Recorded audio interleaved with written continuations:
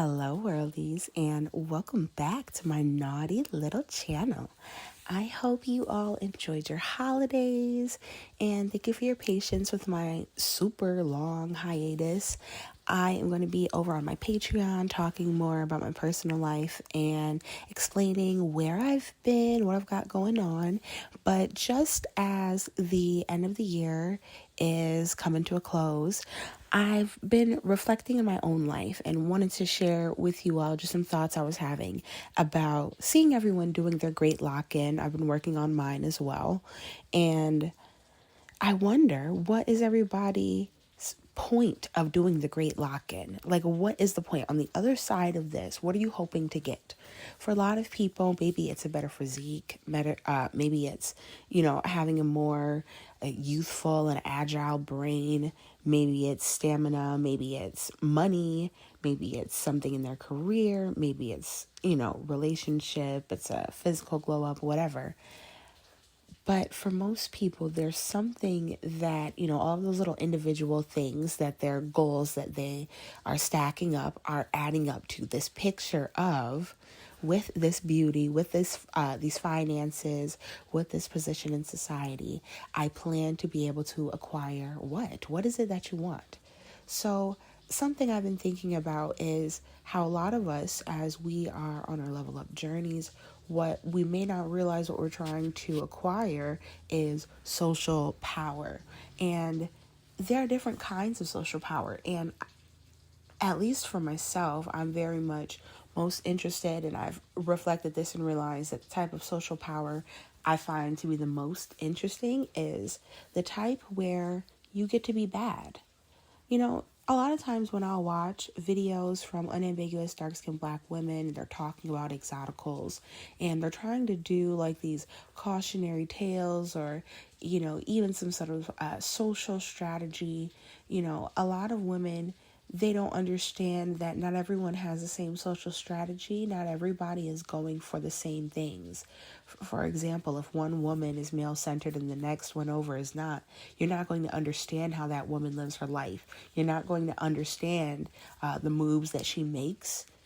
You're going to think that it's a mistake. You're going to think that it's a failure. It's a sidestep whole time. Because she has different privileges than you, she can afford to be bad. That's the type of social power that I think a lot of women envy. And you see it when you deal with these women who they'll try to magnify either mistakes of exoticals or, they're just trying to paint all of these different character flaws, all of this hierarchy thinking that goes into them trying to, basically cheat their way into a sense of superiority instead of them putting in the work to actually believe that they're superior, because to them everything's competition. Then they're just going to try to employ some sort of cognitive dissonance. They'd rather try to gaslight you, try to guilt you out of your privileges and whatnot. That's the way that they want to social climb. It's a bad social climbing strategy. Oftentimes when I see them speaking and highlighting exoticals, when they're being bad, they don't understand that they're building the pedestal of the exotical because, this woman, her making this mistake, her doing this thing that's bad, it's not ending her career, it's not ending her life. And a lot of the women, that unambiguous dark-skinned black women, don't realize that they're critiquing. They're women who have a different type of social strategy and they can actually afford to be bad. Being bad is actually a part of their strategy because the type of social power that they fought to get is the type of power that allows you to be bad.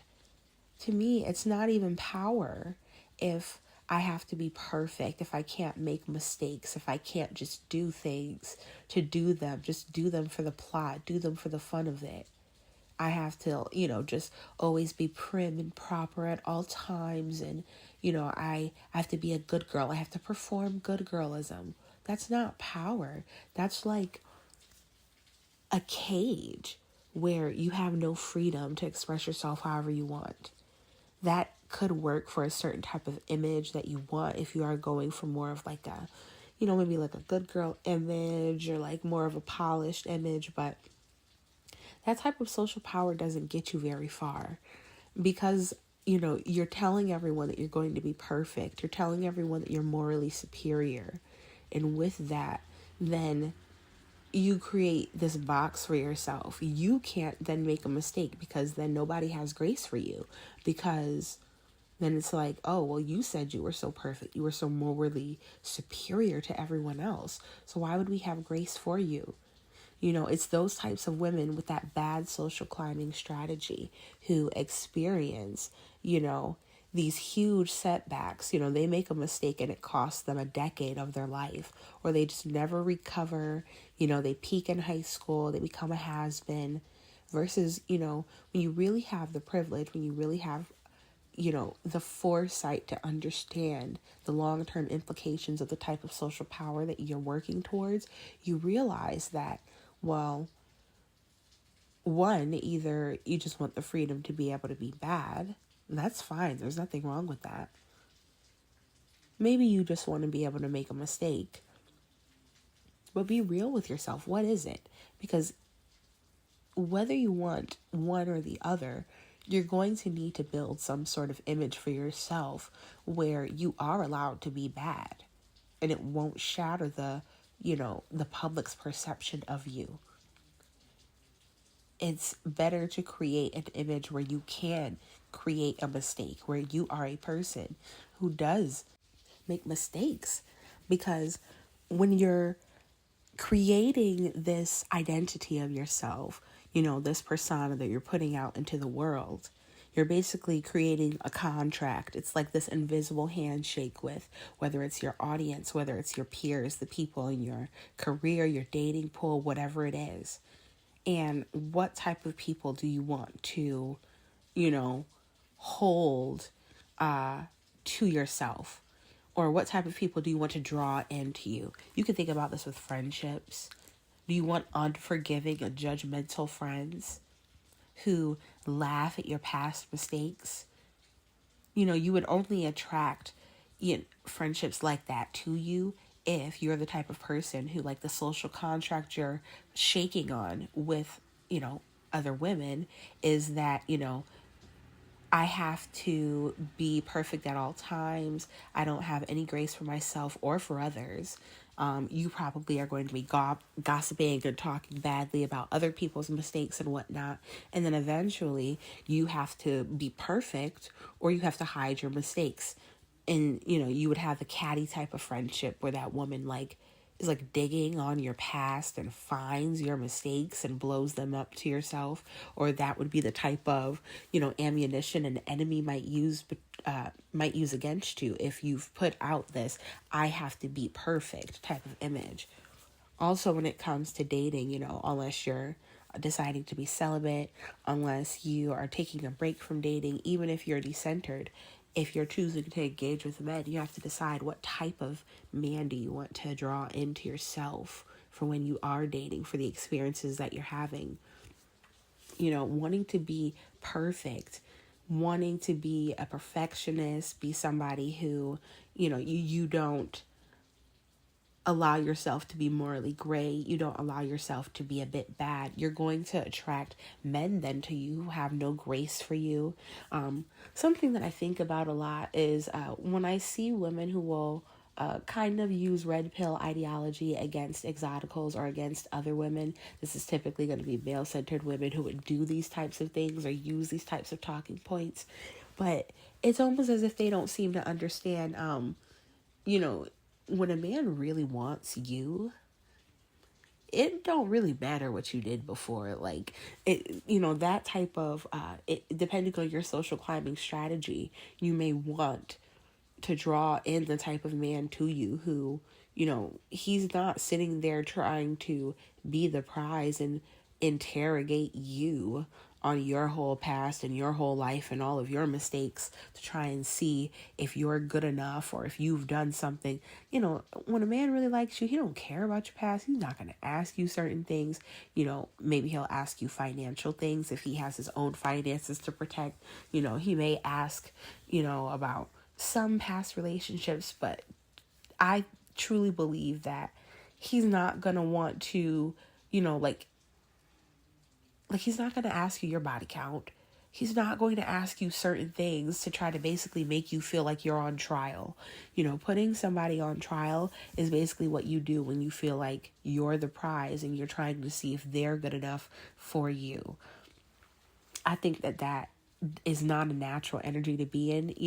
When you want to be a perfectionist, you often end up having to prove that perfection. That's what the value is that you're trying to show to people in your life. You're trying to show that, you don't make mistakes, that you are always a good girl. You're always, trying to manage other people's emotions. You don't want anybody to be uncomfortable or disappointed or feel inadequate or feel insecure around you, when honestly, you shouldn't really have to do that when you're moving through the world with a significant amount of social power.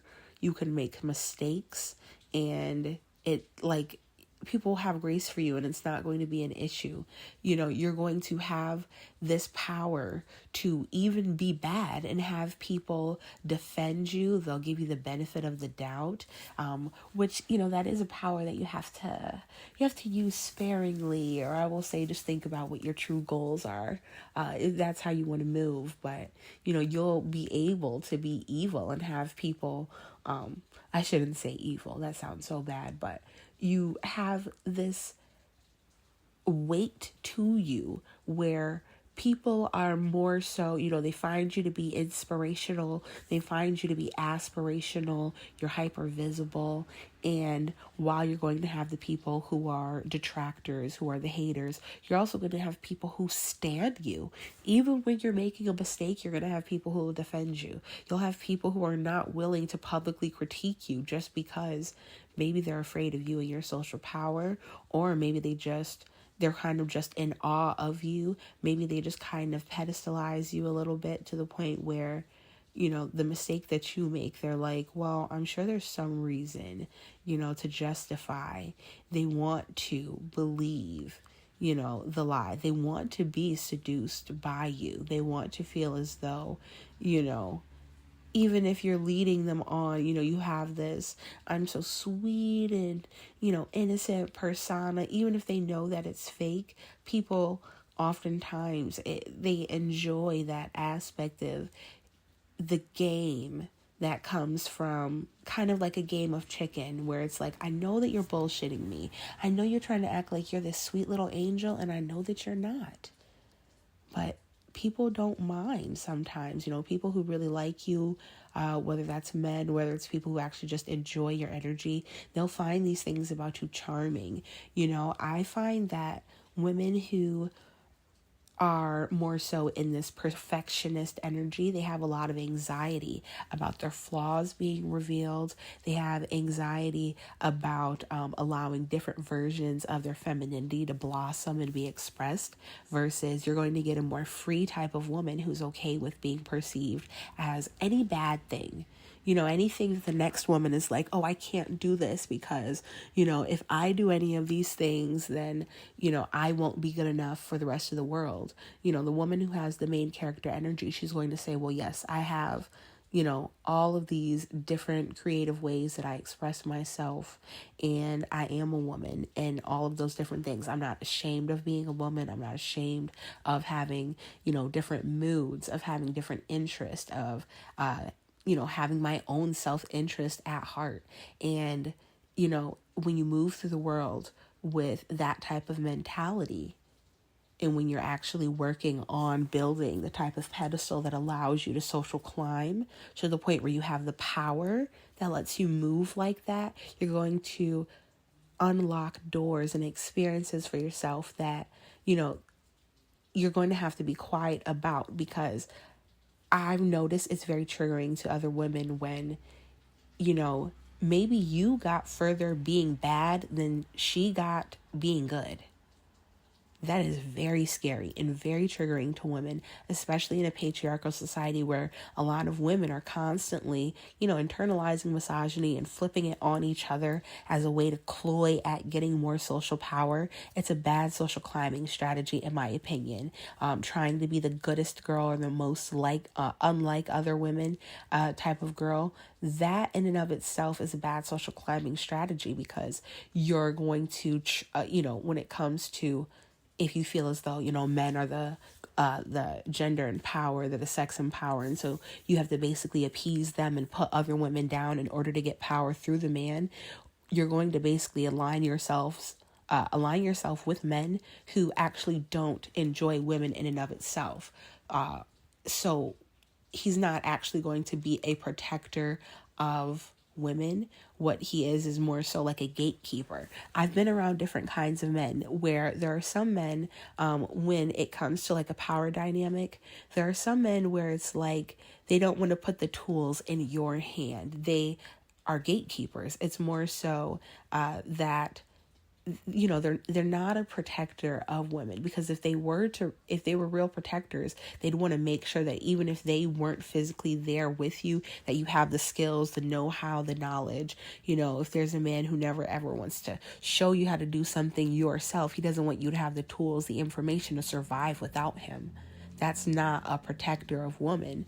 That is the type of man who gatekeeps, and that you would be aligning yourself with when you're saying, I'm not like other girls. When you're saying that I only express my femininity in this perfect little lane, and other girls who express outside of that, I'm superior to them. Because the thing is, that type of man, you guys are going to align through, both of you hate women. You hate women because you keep trying to describe how much you're not like the other women. He hates women also because he's drawn in and attracted to that type of ideology. And so he believes that women then, they're childlike and they're too stupid and they're not worthy of having the information and the capability of actually protecting themselves and having that, those tools, resources, knowledge, whatever it is, versus, when you're the type of woman who, the type of men that are drawn to you, that you're magnetizing to you when you have the social power that says, I can get all my needs met while I'm bad. Being bad is not a death sentence. I'm not afraid of making a mistake or being perceived as bad or evil or self-serving or selfish or decentered, anything like that. You're going to then magnetize men to you who they believe that women deserve to be full, whole humans. They don't think that women need to be wife slaves. These are men who actually believe in investing into women, into your own capability to survive without him. I would say examples of this would look like the man who's the gatekeeper. He buys you a car in his name, and then, you can only access that car through him. He may do this skill for you, this behavior for you, but never in front of you. He'll never tell you how he learned it. He'll never explain it to you. So basically, you're starting to learn that all of these things that I have to allow him to maintain access to me, or I won't keep any of these things. Versus men who are really the good men. The good men are going to be the type who are saying, even if you walked away from me tomorrow, this is yours. I buy you a car and it's in your name. I gave you the money to do whatever you want. This is yours now. Not, I just give you this, I just give you that. This is yours. Here's the information. Here's the resources. Here's the knowledge. Here's the tool. Here's the cash. It's in your name or it's in our name. You're going to have a lot more protection, a lot more concrete, solidified things that are there because you as a woman, you embodying the full spectrum of who you are without shame. You're going to attract in men who also believe that you're worthy of your full spectrum. Whenever I see women who are very afraid about their past or a trait about themselves that they don't like, that would never be an issue if you just dealt with men who actually liked you. You making that mistake is not nobody is going to defend you like a man who's trying to defend his right to be with you. He don't care who you was with before. He don't care if you made that mistake. He's not going to care if you have that flaw. He's not going to care. The only man who's going to care is going to be the type of man, when you're male centered and you're chasing behind a man, everything that you do is like, but you're that. No man who actually wants you is going to care. He's going to be, I don't give a fuck. She can be all that and more, and I want all of that, and that's mine. And nobody else better not touch it. But, I was just pondering on this. What kind of social power do you want? Do you want, I never understand the whole, let me highlight what this other woman's been able to get away with. You're building her pedestal. Yeah, she's been able to get away with that. I always think about that. Like if I ever were to have a situation, if somebody were to come at me for a flaw or something in my past, I would just be looking at, I'd look at it almost as if they're building my social proof, because I'd be like, well, look at my life, look at the privileges and the benefits that I still experience. So you're telling me that I was able to get all that other women only dream of getting, that I got to be quiet about getting, or the next girl's going to think that I'm bragging. And I did it while being bad, while being flawed, while making a mistake. And that is the type of social power that I want you ladies to think about. So are you interested in having the power to be bad? What would you do if you had the power to be bad? Have you ever experienced something, maybe a flaw or something of yours that the next woman would disqualify her, or it would be the thing that would sit her down for good, but for you, it's not stopping you? Let me know down in the comments below. Until next time, worldies, eyes on the prize.